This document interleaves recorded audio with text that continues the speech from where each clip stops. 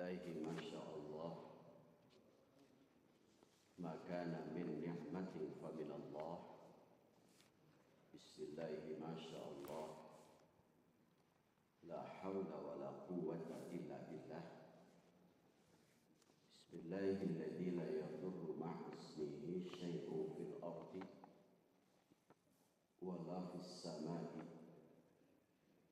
wa huwas samiul 'alim.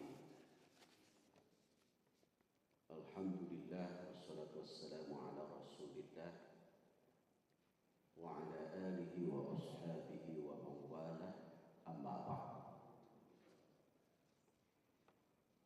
Pada kajian subuh ini kita teruskan masih berkaitan dengan surah Al-Bayyinah yang artinya adalah bukti. Sekarang adalah ayat kedua. Rasulun minallahi yatlu suhufan mutahharah. Rasulun minallah artinya adalah Rasul atau utusan minallahi dari Allah. Yatlu yang membacakan, suhufan lembaran-lembaran, mutahharah yang sudah disucikan.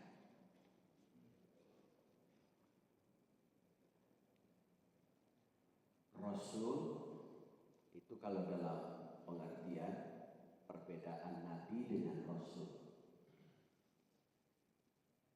Kalau Nabi menurut bahasa adalah orang yang menyampaikan berita. Beritanya itu adalah wahyu.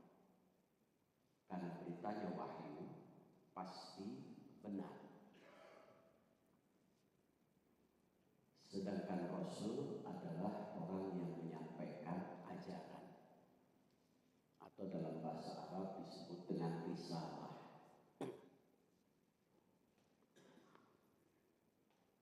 Kalau Nabi itu beritanya biasanya berita yang lama. Kalau Rasul itu berita baru. Contoh, di zaman Nabi Adam alaihissalam ada kurban. Namun kurbannya di zaman Nabi Adam alaihissalam itu berbeda dengan kurbannya sebelum Nabi Allah Ibrahim alaihissalam, setelah Nabi Allah Ibrahim alaihissalam, dan setelah kenabian Muhammad Rasulullah SAW. Kurbannya Nabi Adam saat itu adalah diawali dari perbuatan iri antara saudara, yaitu putra Adam alaihissalam yang bernama Qabil dan Habil. Atas petunjuk wahyu tentunya, Qabil dan Habil ini nikah secara silang. Karena saat itu belum ada manusia selain keluarga Nabi Adam. Wanita yang lahir bersama Qabil harus menikah dengan Habil. Wanita yang lahir bersama Habil nikah dengan Qabil. Maka wanita yang lahir bersama Qabil adalah Iklimah. Wanita yang lahir bersama Habil adalah Labudda. Iklimah menikah dengan Habil. Labudda menikah dengan Qabil. Namun Qabil tidak setuju dengan keputusan itu, karena memang dari raut muka labuda dengan iklimah itu lebih cantik.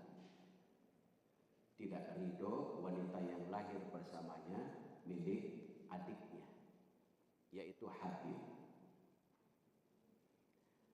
Dari ini kemudian muncul dengki. Makanya hasidin idza hasad. Hasidin itu asalnya iri. Kalau iri masih bisa ditolerir. Karena iri itu adalah hanya menginginkan bendanya saja. Tetapi kalau sudah hasad, dengki, maka bukan hanya benda yang dia inginkan, tetapi juga orang. Bendanya dia inginkan, orangnya juga harus celaka. Iri, dengki. Nah, karena Qabil memiliki sifat iri dengki, maka akhirnya Habil disuruh untuk Qabil itu iri dengki, makanya Habil dibunuh. Irinya dari mulai kurban. Kurbannya saat dulu adalah menyediakan semacam sesajen. Qabil kebetulan usahanya hasil pertanian. Habil usahanya peternak. Jadi petani dengan peternak. Kalau Qabil ketika akan dikeluarkan hasil pertaniannya, maka Qabil itu memilah, kemudian dikeluarkanlah hasil pertanian yang paling jelek. Itu tipe Qabil.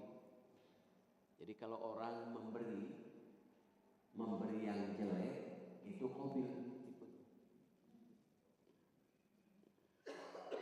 Jadi tukar yang bagus menjadi ya jelek, itu Qabil.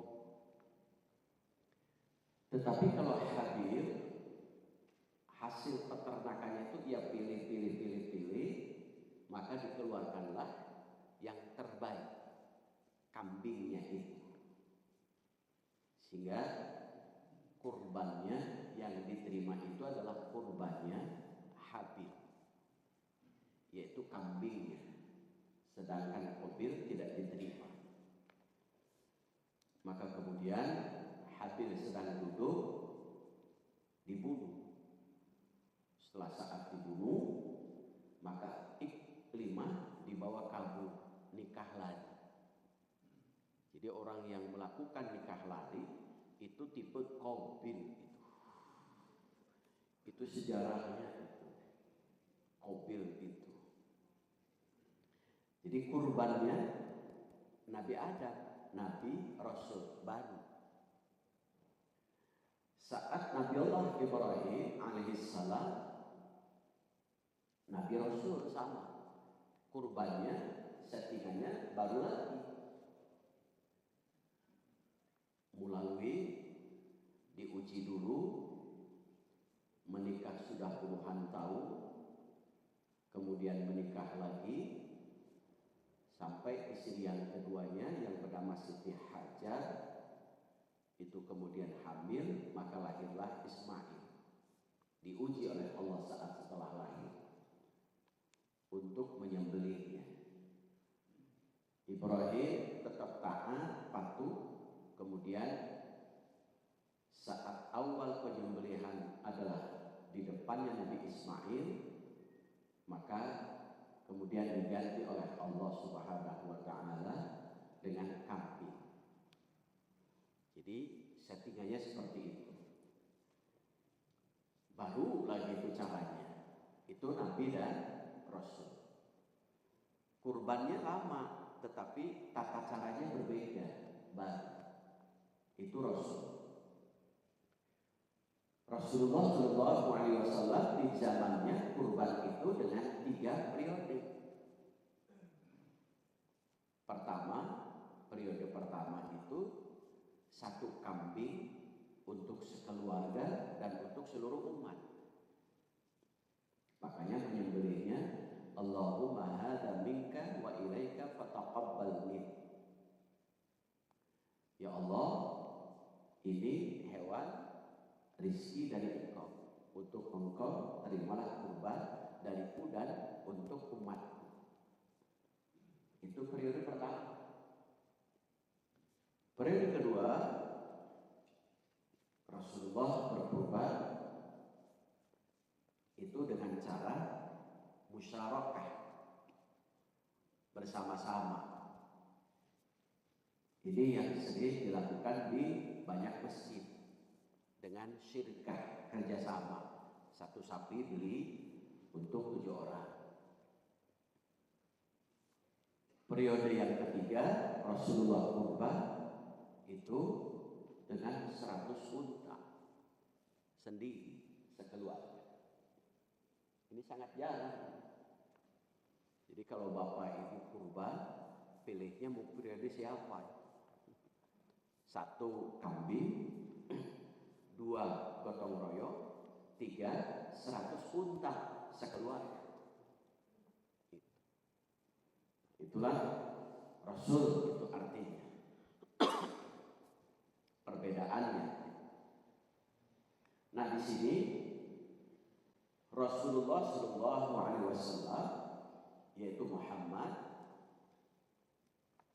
utusan Allah yang menyampaikan risalah. Risalahnya itu adalah yatlu suhufan mutahharah, yaitu Al-Quran, membacakan Al-Quran, lembaran-lembaran yang suci. Maka dalam Quran surah Al-Waqi'ah yang sering Bapak Ibu baca, la yamassuhu illal mutahharun, tidak boleh menyentuh, memegang, menempelkan fisik kita kepada Al-Quran kecuali adalah orang-orang yang memiliki wudhu. Itu tafsir yang pertama itu. Tafsir yang kedua, Al-Quran yang tidak boleh dipegang, disentuh itu adalah Al-Quran yang ada di Lauhul Mahfuz, kecuali mutahharun, kecuali para malaikat. Makanya dalam prakteknya ada yang membolehkan baca Quran tanpa wudu lebih dahulu. Ada juga yang tidak membolehkan membaca Al-Quran kecuali orang yang memiliki wudu. Itu memegang, menyentuh Al-Quran. Itu dalam bab fikihnya itu. Nah, Rasulullah SAW membacakan Al-Quran. Yatlu, membaca itu ada 2 dalam ilmu Quran. Yang disebut dengan tilawah lafziyah, artinya Bapak Ibu membaca Quran hanya sekedar mengharap pahala. Sehingga sebutlah tadarrus, mengharap pahala, ngejar tamat. Itu tilawah lafziyah artinya. Membaca Quran dengan cara lafziyah. Tetapi kalau cara yang kedua, tilawah hukmiyah, artinya membaca Al-Quran diiringi dengan pengamalan. Jadi ada yang membaca sekedar membaca, tetapi diiringi dengan pengamalan, itu hukmiyah. Karena Al-Quran turun tujuannya 3. Quran turun itu Satu, at-ta'abbudu bitilawati. Quran turun itu adalah sebagai ibadah ketika Bapak Ibu membacanya. Makanya kalaupun membacanya salah tetap dapat ibadah. Walaupun Bapak Ibu membacanya terbata-bata, tetap dapat ibadah. Itu keuntungan membaca Quran. Yang kedua, tujuan turun Quran itu adalah al-fahmu ma'anihi. Quran turun itu untuk dipahami lafaz-lafaznya. Sehingga sudah naik, bukan hanya sekedar membaca, tetapi sudah mulai memahami Al-Quran. Pemahaman Al-Quran bagi pemula minimal, bagi pemula dulu lewat terjemah lebih dahulu. Kemudian menaik lewat tafsir. Seperti kajian kita, itu sudah tingkatan kedua. Jadi lewat terjemah itu sekarang Quran banyak sekali yang diterjemahkan. Kemudian baru lewat tafsir. Itu memahami Al-Quran. Kitab tafsir itu berbagai macam kitab tafsir. Baru yang ketiga, tujuan Al-Quran turun itu adalah untuk diamalkan. Jadi, ya, contoh dalam Quran surah As-Saff ayat 10 sampai ayat 12. Ketika Rasulullah dalam sebuah halaqah pengajian, tiba-tiba para sahabat bertanya, "Wahai baginda Rasulullah sallallahu alaihi wasallam, amalan apa yang bisa menyelamatkan kami dari azab api neraka?" Lalu Rasulullah dibimbing oleh wahyu. Turun Quran surah As-Saff ayat 10, 11, 12. Isinya, ya ayyuhalladzina amanu hal adullukum ala tijaratin tunjikum min adzabin alim. Hai orang-orang yang beriman, kata Allah, maukah aku tunjukkan kepadamu ada amalan yang bisa menyelamatkan kamu dari azab api neraka. Ada dagang, istilahnya tijarah, ada bisnisnya yang bisa menyelamatkan dari azab api neraka. Ini luar biasa ini, bisnis ini. Bisnis tetapi bisa menyelamatkan dari azab api neraka. Kalau kita kan bisnis itu pasti dalam pikiran kita yang terbesit adalah masalah fulus atau uang. Al-fulusu hayati nufus, laisa fulus mampus. Itu pasti itu. Allah ternyata menjelaskan bukan hanya dengan uang bisnis itu. Kata Allah, satu, bisnis dengan Allah yang bisa menyelamatkan api neraka itu tu'minuna billahi wa rasulih. Iman kepada Allah dan Rasul. Itu bisnis, itu dagang. Kita artikan apa itu arti iman kepada Allah dan Rasul. Dalam iman itu ada makna Islam. Dalam iman dan Islam harus ada ihsan. Ini di hadis arba'in itu. Nanti kita bahas itu. Hadis arba'in. Iman, Islam, ihsan. Menurut bahasa, iman itu mengakui ajaran. Islam menerima ajaran. Ihsan mengamalkan ajaran. 3I maknanya 3M. Mengakui ajaran, menerima ajaran, mengamalkan ajaran. Itu dari segi bahasa. Kita ambil makna iman di dalam Quran, surah Al-Hujurat ayat 14. Qalatil a'rabu amanna. Ada orang Arab Badui datang, tiba-tiba mengatakan kami beriman. Lalu kata Allah, jawab ya Rasul, qul lam tu'minu. Jawab olehmu ya Rasul, kamu itu orang Arab Badui belum beriman. Walakin qulu aslamna. Tetapi katakan bahwa mereka itu baru Islam. Kenapa? Walamma yadkhulul imanu fi qulubikum. Karena imannya belum masuk ke dalam hati.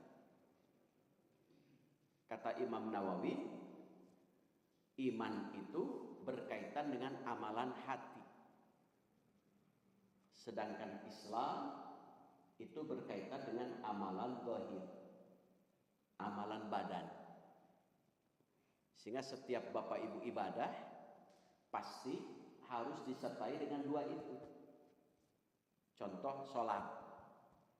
Sholat ada amalan badan, yaitu gerakan, dan amalan ini, badan juga, mulut, adalah bacaan. Itu amalan badan. Ada amalan hati, persoalan ikhlas. Itu amalan hati yang nanti kita bahas pada ayat berikutnya nantinya. Wa ma umiru illa liya'budullaha mukhlishina lahuddin. Itu ayat 5 nanti kita akan bahas. Amalan hati. Sehingga setiap ibadah apapun yang Bapak Ibu lakukan harus ada amalan hati, amalan zahir. Itu iman. Salat, amalan hati adalah ikhlas. Syarat sahnya salat, syarat diterimanya salat adalah satu, ikhlas. Kemudian dilakukan dengan amalan badan, gerakan, bacaan. Kemudian dilakukan lagi dengan amalan badan. Setelah salat, simahum fi wujuhim min asari sujud. Tampakkan bekas-bekas sujudnya, bekas salatnya dalam bentuk perilaku yang baik. Makanya kalau orang yang sholat itu menurut teori Al-Quran itu pasti baik, pasti sholat. Tapi kenapa orang yang sholat ada yang tidak baik? Itu kasus itu. Berarti ada yang salah dalam sholatnya. Kok si orang yang sholat korupsi? Berarti ada yang salah sholatnya itu. Karena bekas-bekas sholat itu harus menampakkan perilaku yang baik. Nah itu adalah contoh untuk diamalkan. Nah apalagi amalan yang menyelamatkan, dagang, bisnis yang menyelamatkan azab api neraka. Wa tujahiduna fi sabilillah bi amwalikum wa anfusikum. Mengolah harta dan diri kita. Mengolahnya gimana?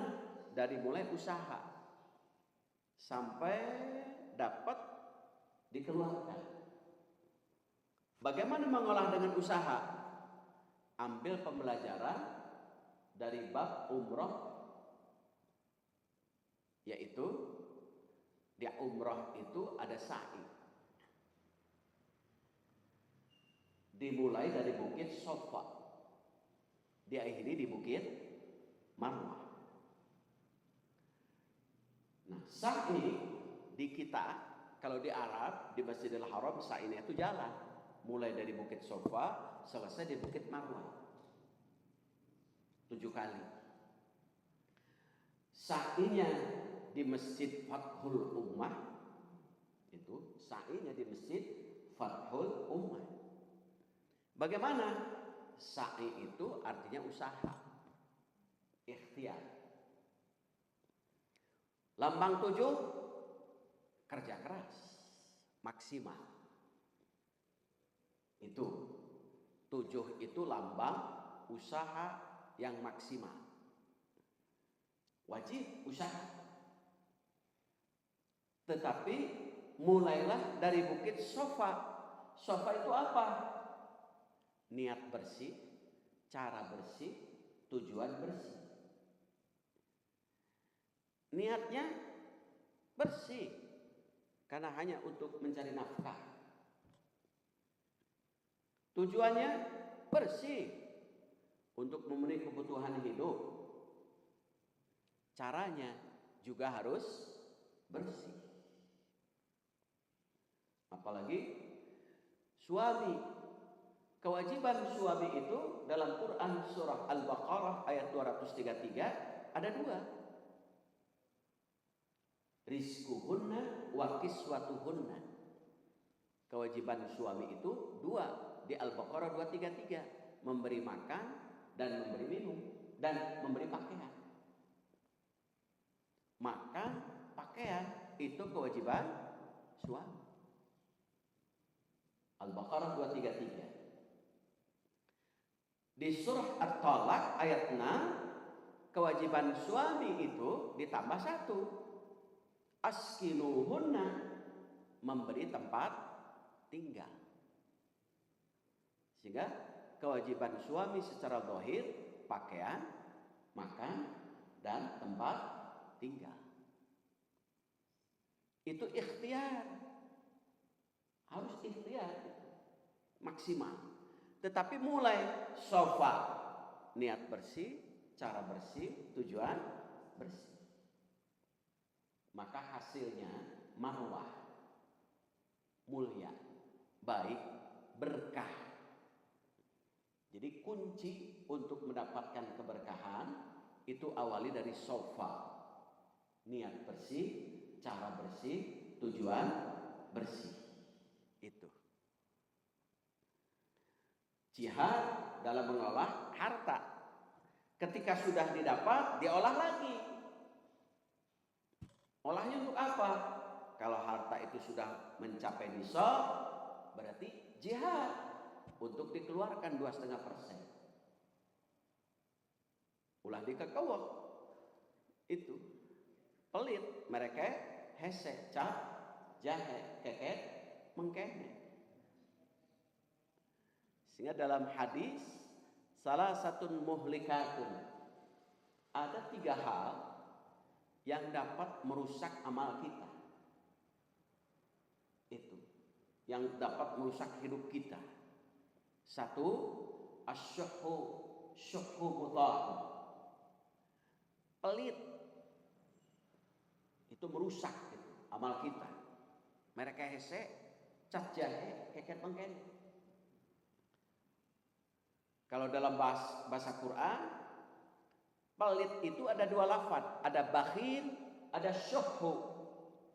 Bagaimana kalau bakhil, syuhu bedanya? Kita makan berempat. Setelah makan, mang, sini. Berapa makan berempat? 100.000. Ya sudah, 100.000 dalam pikirannya dihitung, dibagi 4, 25.000. 25.000 bayar. Itu namanya pelit. Bayarnya hanya untuk sendiri. Itu bakhil dalam bahasa Arab. Kalau syuhu, mang sini, berapa? 100.000. Saya ke toilet dulu ya. Kamu bayar. Untuk dirinya saja pelit, apalagi untuk orang lain. Itu syuhu namanya itu. Jadi kalau pelit itu untuk orang lain, kalau syuhu untuk dirinya saja kamu bayar, apalagi untuk orang lain. Jadi merusak amal itu adalah pelit. Yang kedua, orang yang selalu mengikuti nafsu.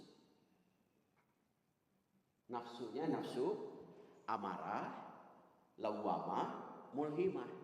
3 nafsu ini. Apa? Nafsu amarah sensitif, mudah tersinggung, mudah marah, kesal, dongkol, benci. Nafsu amarah. Gugur pahala itu.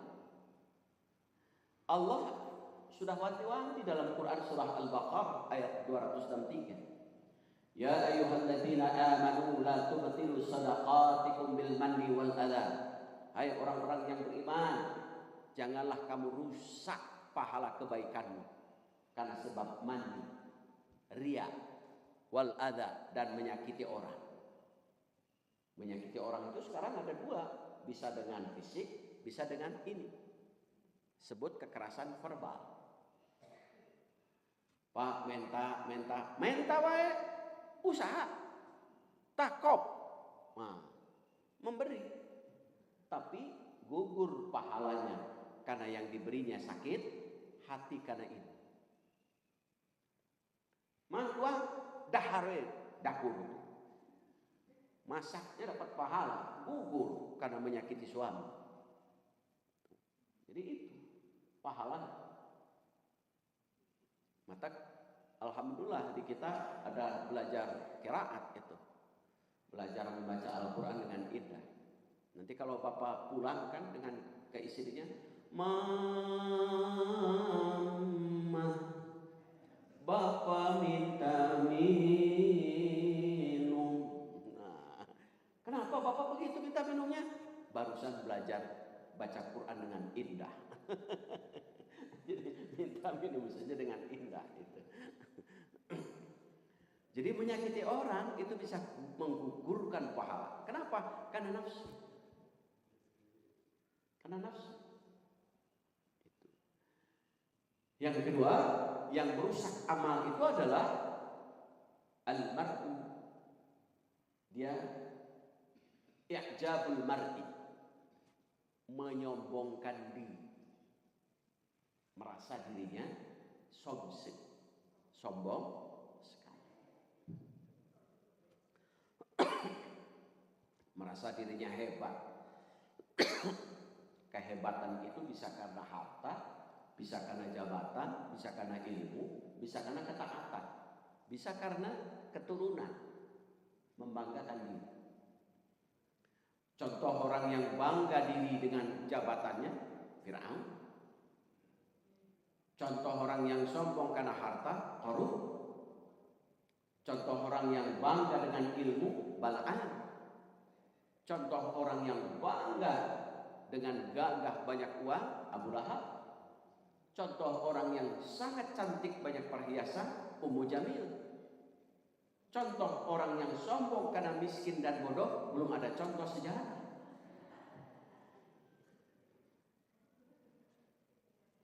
Membuat sejarah baru itu. Tetapi ada juga lanjutannya. Salah satu munjiatun, 3 hal yang bisa menyelamatkan kita, baik dunia maupun akhirat. Menyelamatkan amal kita. Tadi 3 hal yang merusak amal kita.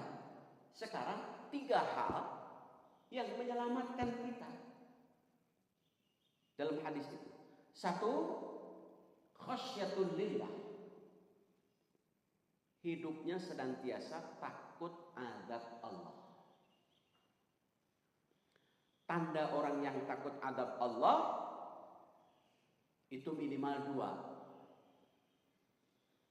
1, semakin meningkat ibadahnya.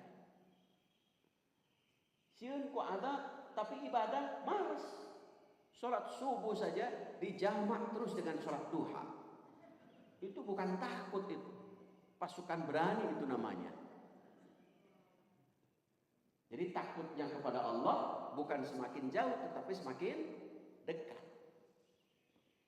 Yang kedua, tanda orang yang takut azab Allah itu adalah akhlaknya semakin bagus.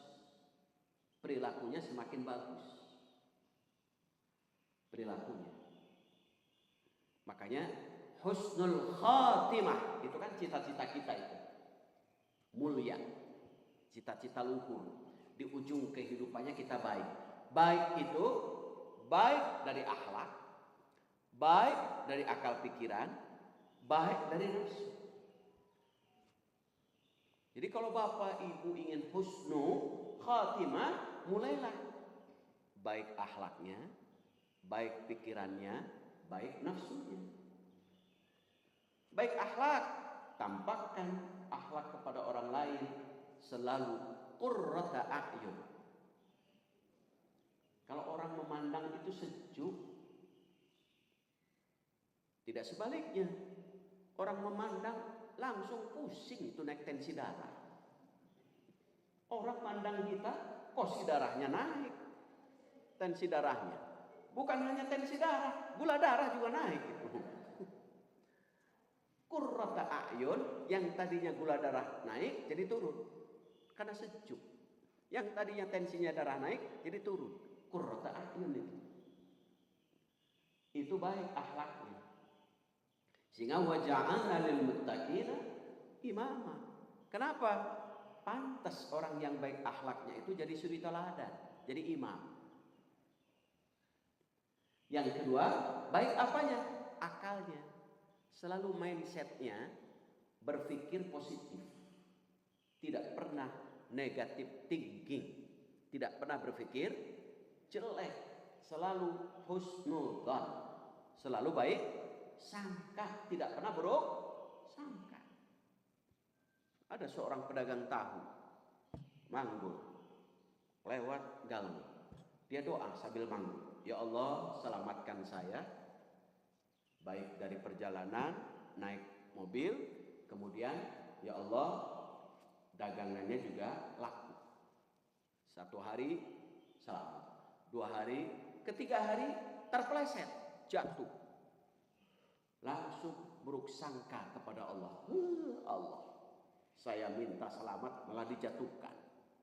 Saya minta laku, tahunya hancur. Pulang.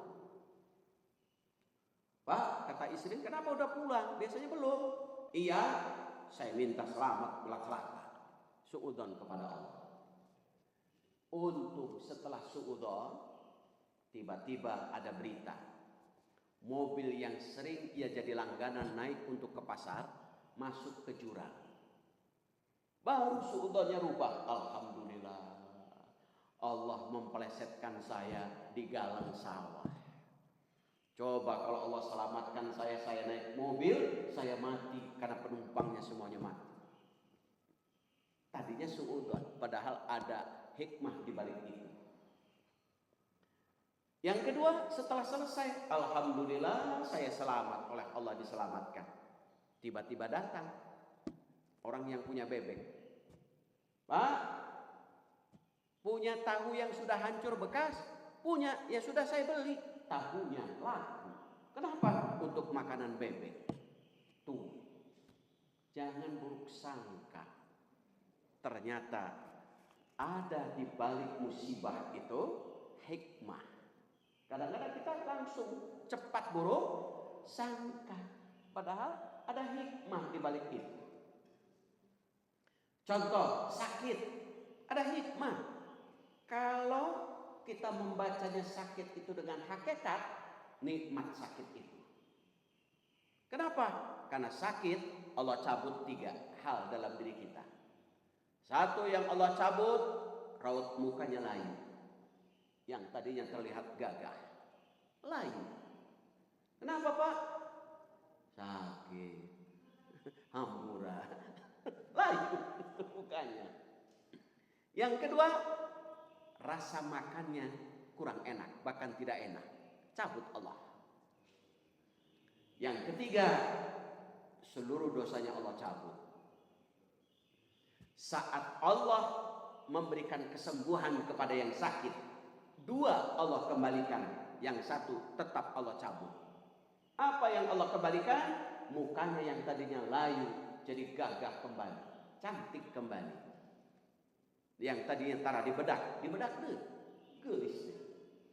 Itu. Yang kedua, rasa makannya juga enak kembali, maka disebut mamai. Itu sek, makanya ponyo, betul, enak. Tapi yang ketiga, tetap Allah tidak kembalikan, tetap Allah cabut, yaitu dosa. Jadi secara hakikat sakit itu nikmat. Ya, mata ibu bapak sering-sering sakit ya. Sehat, tetapi kita diampuni dosanya oleh Allah Subhanahu wa taala. Makanya Ibrahim al-Adham ketika sakit bukan inna lillahi wa inna ilaihi raji'un, tetapi alhamdulillah 3 kali. Ditanya oleh muridnya, wahai Tuan Guru, kenapa saat engkau sakit kok mengucap kalimat tahmid 3 kali? Guru Ibrahim al-Adham menjelaskan, alhamdulillahirabbil alamin yang pertama, alhamdulillah sakit Bapak tidak 2 kali lipat dari ini. Coba kalau sakit Bapak 2 kali lipat dari ini, akan terjadi apa itu? Yang kedua, alhamdulillahirabbil alamin, Allah berikan sakit di dunia, masih ada waktu untuk taubat, istighfar.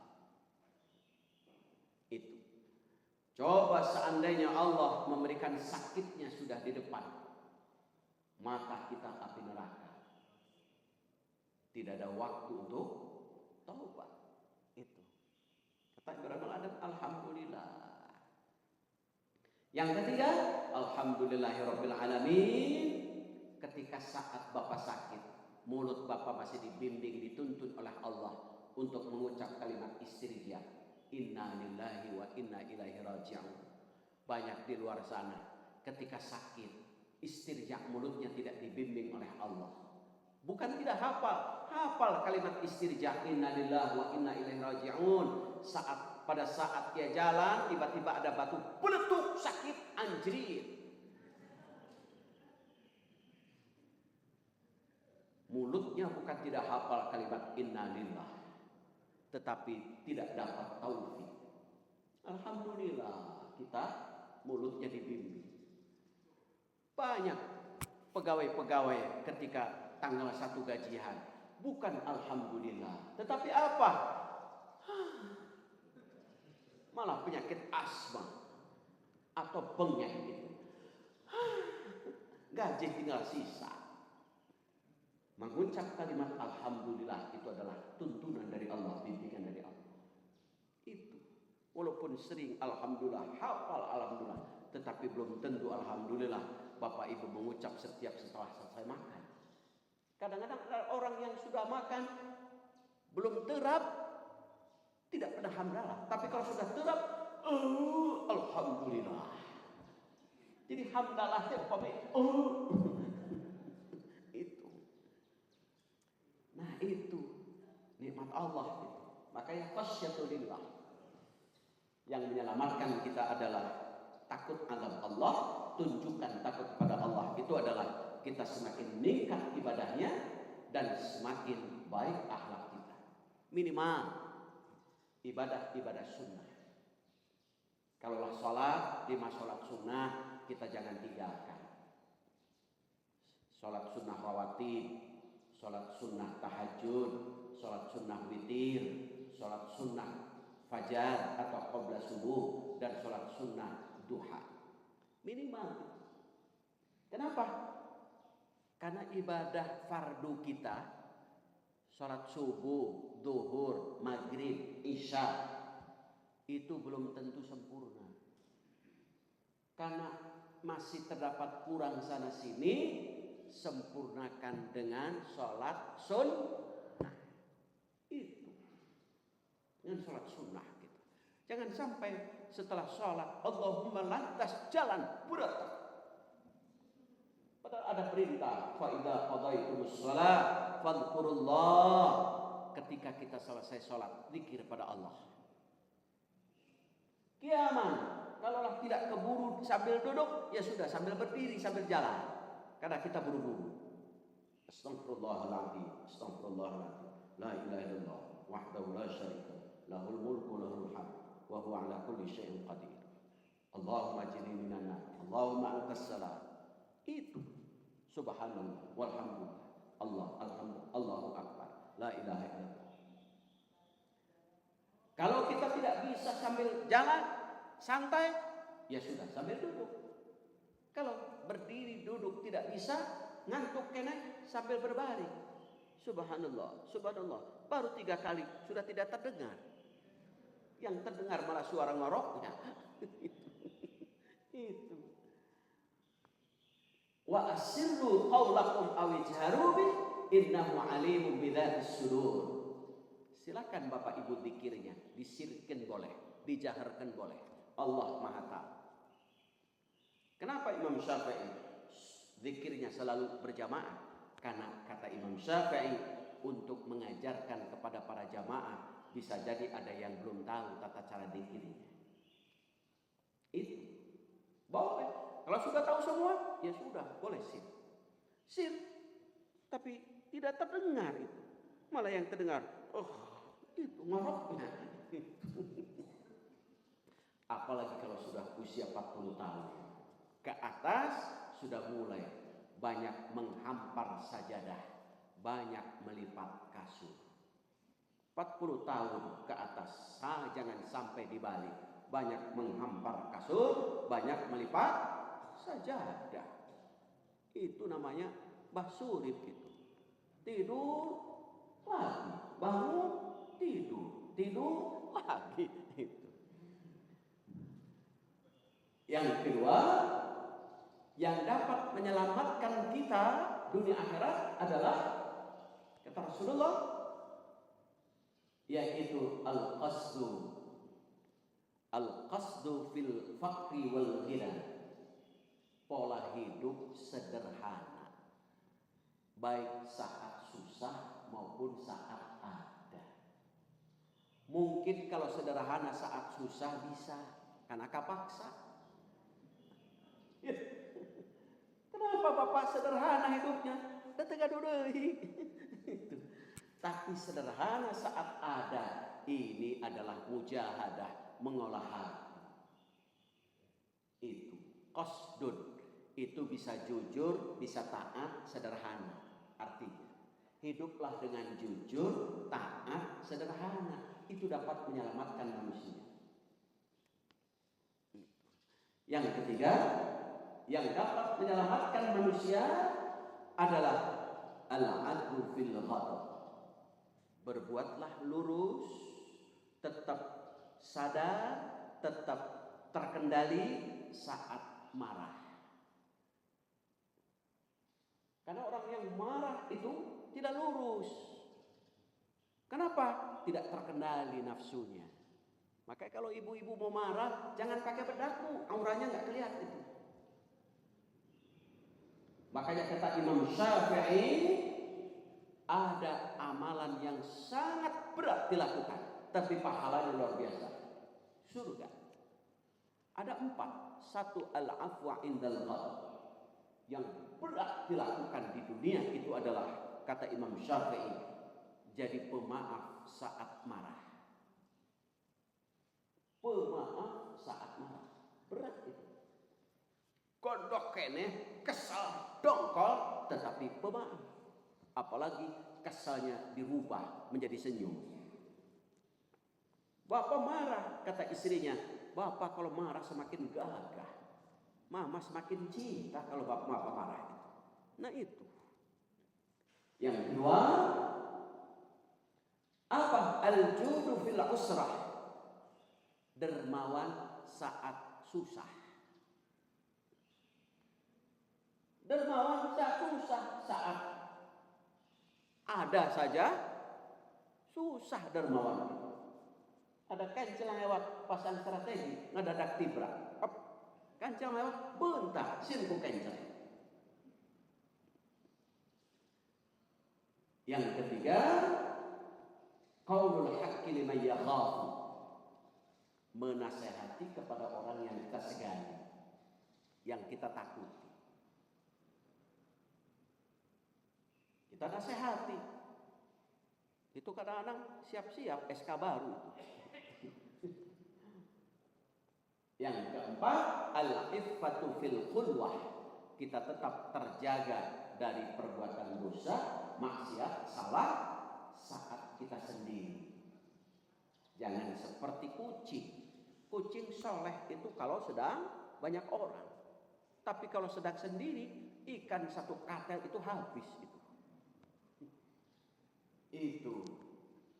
Itulah Rasulullah SAW menyebut, membacakan surat Al-Bayyinah, yatlu suhufan mutahharah. Membaca itu bukan hanya membaca, memahami dan mengamalkan itu.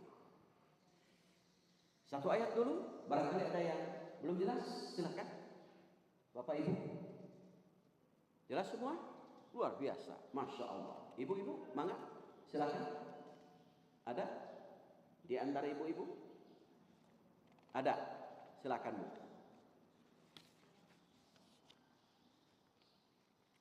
Tidak ada?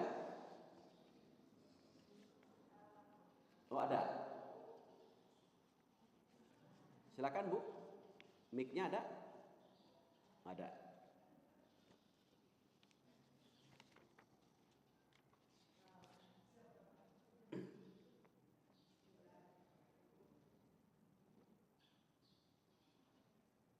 Bisa? Ada. Ya. Bismillahirrahmanirrahim. Dari yang Bapak katakan, Ustaz katakan tadi, demikian sangat sulit ya untuk masuk surga itu, demikian berat godaannya di dunia.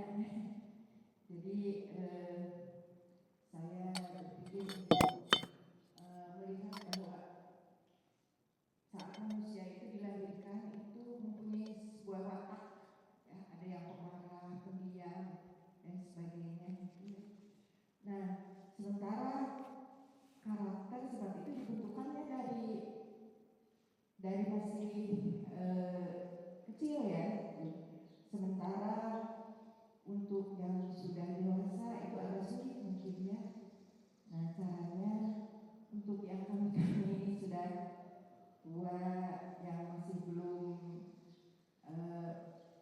bisa menahan emosi gitu ya. Nah, sebaiknya caranya itu dari besar itu bagaimana ya supaya kita itu betul-betul bisa masuk surga dalam arti yang tadi Bapak Ustaz paparkan itu misalnya pemaaf dan tidak selalu marah-marah, ikhlas dan sebagainya. Karena untuk usia sekarang ini kami ini demikian sangat ingin sekali semua orang itu masuk surga gitu ya Pak. Sudah sekian, assalamualaikum. Assalamualaikum warahmatullahi wabarakatuh. Kalau istri itu lebih mudah masuk ke surga daripada suami. Istri itu dalam hadis rumusnya 4. 1, idza shallatil mar'ah khamsah. Apabila seorang istri menunaikan sholat 5 waktu, bukan sholat rawatib, tahajud, bukan, 5 waktu sudah dilakukan oleh ibu. Yang kedua, wasomat syahraha, istri puasa Ramadan, tidak puasa Senin Kamis hadisnya, tidak puasa Yaumul Bid itu, tetapi puasa Ramadan. Wa hafizat farjaha, yang ketiga menjaga kehormatan diri. Sudah 3 itu sudah lakukan. Yang keempat, wa ata'at zaujaha, taatlah kepada suami. Sudah itu. Kilalaha, dikatakan kepada istri, udkhuli, silakan kau masuk surga, min ayyi abwabal bab. Silakan masuk surga, pilih dari pintu mana. Enak kan, ringan kan? Ya. Sholat sudah, puasa sudah, menjaga diri sudah, tinggal taat kepada suami. Rasulullah kedatangan seorang perempuan, ya Rasul, saya ini ahli surga, ahli neraka. Kata Rasulullah, Ibu di rumah ada suami nggak? Ada. Ya sudah, taatlah kepadanya. Itulah jalan ke surga. Itu kata Rasulullah. Jika dalam kehidupan sehari-hari untuk memelihara ketaatan istri kepada suami supaya tidak gugur pahalanya, maka hiduplah dengan Quran surah Al-Fat ayat 4 dan 5. Apa? Walladzi anzalas sakinata fi qulubil mu'minina liyazdadu imanan ma'a imanihim. Hiduplah dengan tenang hatinya. Bagaimana tenang hatinya itu? Isinya 3. Syukur, sabar, ikhlas. Jika bapak ibu memiliki sifat ini, syukur, sabar, ikhlas, Allah janji dalam ayat kelimanya, liyudkhilal mu'minina wal mu'minati jannatin tajri min tahtil anhar. Mukmin laki-laki dan perempuan Allah akan masukkan ke surga asal syukur, sabar, ikhlas. Apa arti syukur? Lapang dada. Isi lapang dada lagi-lagi syukur, sabar, tawakal. Isi lapang dada. Itu. Kalau sabar, saya pernah sampaikan, ibu, bapak memiliki 6 kesabaran. Surga ini. Kalau tidak bisa sekaligus 6, bertahap. Tahap satu persatu. Tapi ibu harus memilikinya. 1, sabar ketika bapak ibu sholat. Quran Al-Baqarah ayat 45 ayat 152. Bacaan imam panjang, tong kesel ke imam. Surga itu. Itu sabar ketika sholat. Itu. Yang kedua, sabar ketika bapak ibu dapat musibah. Al-Baqarah 155, 156, 157. Surga. Yang ketiga, sabar ketika bapak ibu sebagai pasangan suami istri.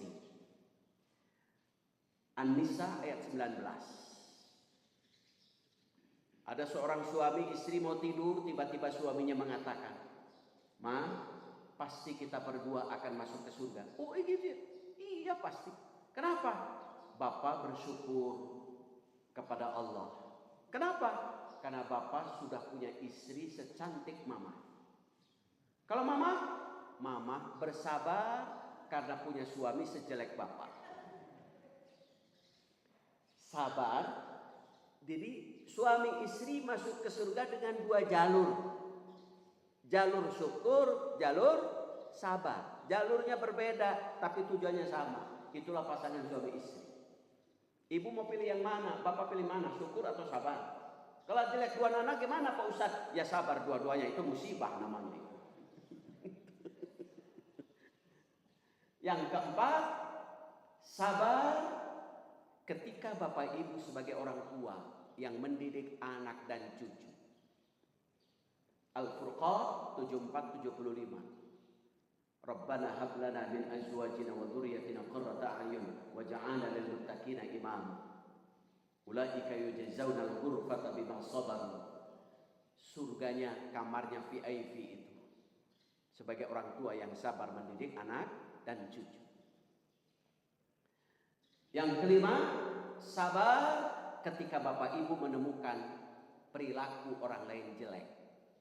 Al-Furqan ayat 64. Kok si perilaku orang lain itu jelek sekali? Ya sudah sabar. Semakin jelek, semakin dapat pahala yang banyak. Karena kejelekan dia dijadikan sebagai ladang ibadah. Itu. Pak, kenapa bapak mencintai mama padahal mama jelek? Justru karena mama jelek, bapak semakin cinta. Kenapa? Karena jeleknya mama, bapak jadikan sebagai ladang ibadah. Maka ku pandang terus itu. Itu. Yang keenam, sabar ketika bapak ibu disakiti, didolimi oleh orang. Surat An-Nahl ayat 126. Silahkan bertahap bapak ibu sabarnya, dari mulai mana dulu yang lebih mudah. Surga itu semua. Yang ketiga, ketenangan hati itu ikhlas. Ikhlas itu jernih pikiran, bersih hati.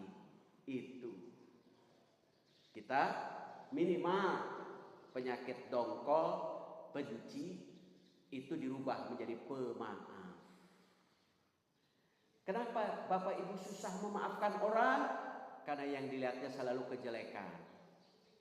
Maka kunci supaya bapak ibu menjadi pemaaf, lihatlah kebaikannya. Sejelek-jeleknya orang pasti memiliki satu kebaikan. Tidak mungkin orang itu tidak memiliki kebaikan. Lihatlah kebaikannya. Itu. Saya kira itu, Ibu. Ada lagi? Ada, silakan. Enggak, ini menambahkan aja Pak Ustadz, seandainya seseorang tidak punya pasangan, nah itu gimana? Ya. Kalau tidak punya pasangan, jangan punya niat untuk tidak menikah. Niatlah untuk selalu menikah. Tetapi mungkin karena Allah belum menemukan jodohnya. Bukan Allah tidak memberi, hanya belum ketemu. Bisa jadi pertemuannya nanti di angkot, bisa pertemuannya di bis kota, bisa juga di pasar. Jodoh itu tidak akan turun dari langit bim salabim abrakadabra.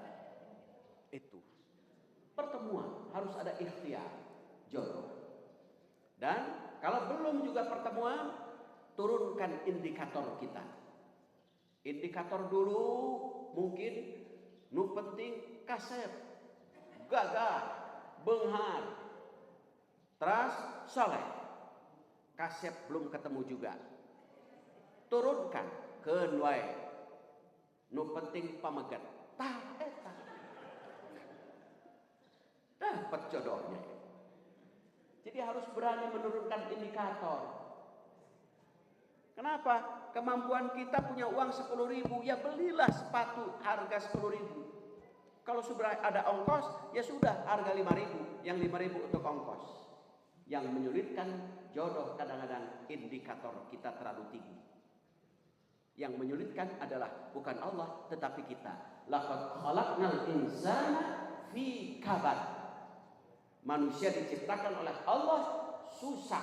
Yang susah ternyata kabad, bukan manusianya tetapi hatinya. Itu yang menyusahkan, itu hati.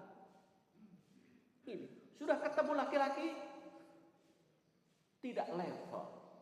Tuh, tidak level. Lalu levelnya yang gimana? Sudah turunkan saja. Matak yang kuku. Yang penting agama. Ini kadang-kadang agama diabaikan.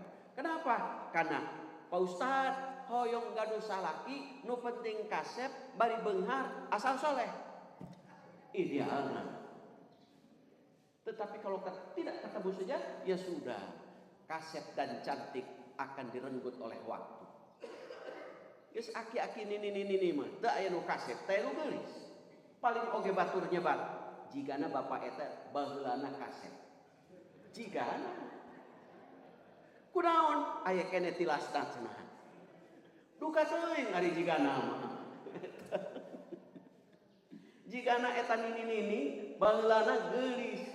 Baheulana. Ari kitu eta ya tilasna saeutik cenah tuh. Wa man nu'ammirhu nunakkishu fil khalqi. Barang siapa yang Allah panjangkan usianya, semakin hari semakin turun fisiknya. Itu. Maka kalau belum dapat jodoh, ya sudah, turunkan saja indikatornya. Yang penting laki-laki tetapi soleh. Itu. Atau solehah kalau istri.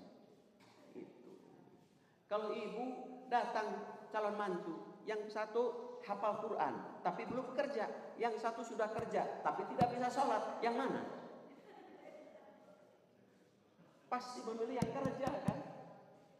Karena pertanyaannya kerjanya di mana? Kalau pilih dua-duanya, itu yang kita harapkan. Tapi kalau ketemu dengan itu kata Imam Syafi'i, ketika seorang suami istri tidak sholat, ia berarti berani meninggalkan Allah. Apalagi akan meninggalkan kamu, pasti lebih berani. Kata Imam Syafi'i itu.